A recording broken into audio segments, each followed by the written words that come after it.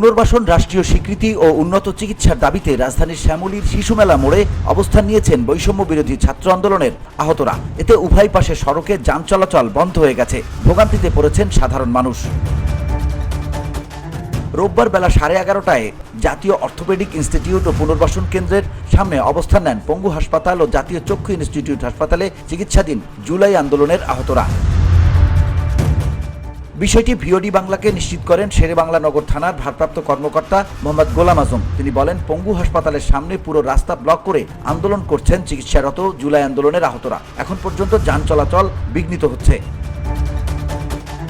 এর আগে শনিবার 10:30টার দিকে আগারগাঁও পঙ্গু হাসপাতাল ও জাতীয় চক্ষু ইনস্টিটিউট হাসপাতালের সামনে সড়ক অবরোধ করে বিক্ষোভ শুরু করেন আহতরা। এতে সড়কের দুই পাশে যান চলাচল বন্ধ হয়ে যায়। মধ্যরাত পর্যন্ত পঙ্গু হাসপাতালের সামনে জুলাই আন্দোলনের আহত যোদ্ধারা তাদের স্বীকৃতি ও পুনর্বাসনের দাবিতে সড়ক অবরোধ করে আন্দোলন করেন।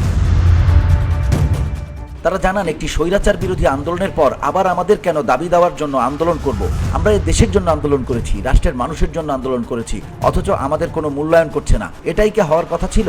এখন পর্যন্ত আমাদের রাষ্ট্রীয়ভাবে কোনো মূল্যায়ন করা হচ্ছে না বলেও অভিযোগ করেন আহতরা। VOD Bangla news desk.